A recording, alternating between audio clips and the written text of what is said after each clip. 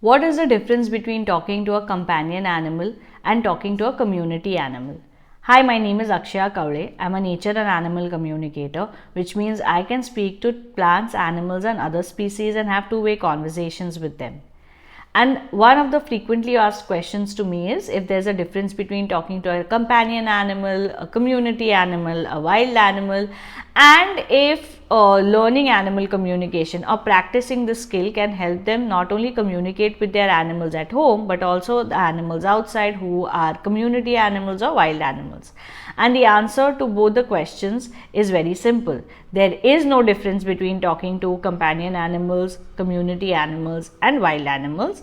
And yes, practicing the skill or learning the skill can definitely help you speak to all kinds of animals. In fact, it is interspecies communication, which means that you can speak to all energies around you, plants, animals, aquatic life, insects, it doesn't matter, right from an ant to an elephant to a fish to plants and trees. We can have two-way conversation with all of nature around us.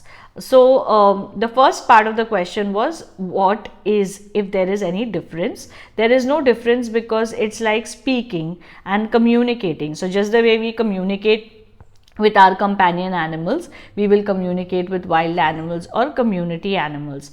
Just the way we would have conversations with humans, whether they are our family members or whether they are strangers or whether they are our neighbors or friends, we will speak equal in the same way to everyone. Likewise is the same with animal communication as well.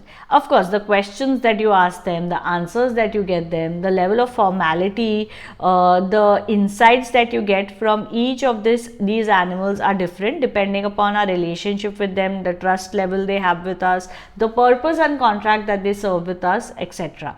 But the basic premise and the process of communication remains the same irrespective of whom you are speaking with. And the second part of the question was whether practicing the skill can help you speak to companion animals, community animals, and wild animals. By all means, yes. And you don't need like different methods or different modalities to speak to them. It's like learning a universal language with which everyone understands. So if you learn to speak in the language of telepathy, if you learn this language of intuitive interspecies communication, then in the same language you are able to speak to plants, animals, community animals, companion animals, wild animals, because that is the universal language. So you don't need to kind of, first learn to speak to plants or first learn to speak to companion animals, then separately learn for community animals, then separately for wild animals, then separately for birds, and separately for plants, and so on and so forth. It's just one universal language, and we can speak in the same language for everyone.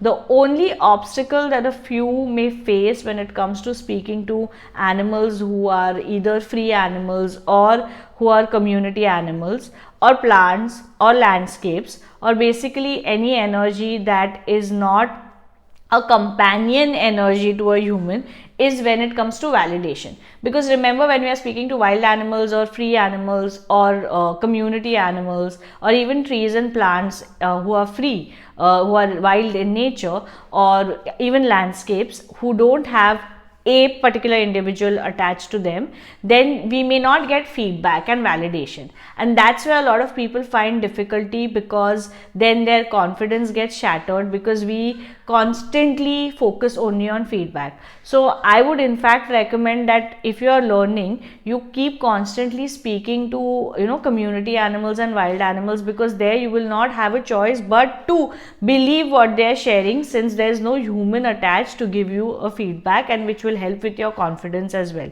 Yes, communication feedback is important, so those practice sessions are also equally important, but along with them, even communicating with those energies where feedback is not possible is important, because then there will be a balance. You'll get feedback, you'll feel confident, and you'll also communicate where feedback is not possible and learn to trust the messages without human intervening with their validation. So I hope you enjoyed watching this video and found it helpful, and it answered your question about being able to speak to wild animals and community animals, learning the skill of telepathic communication.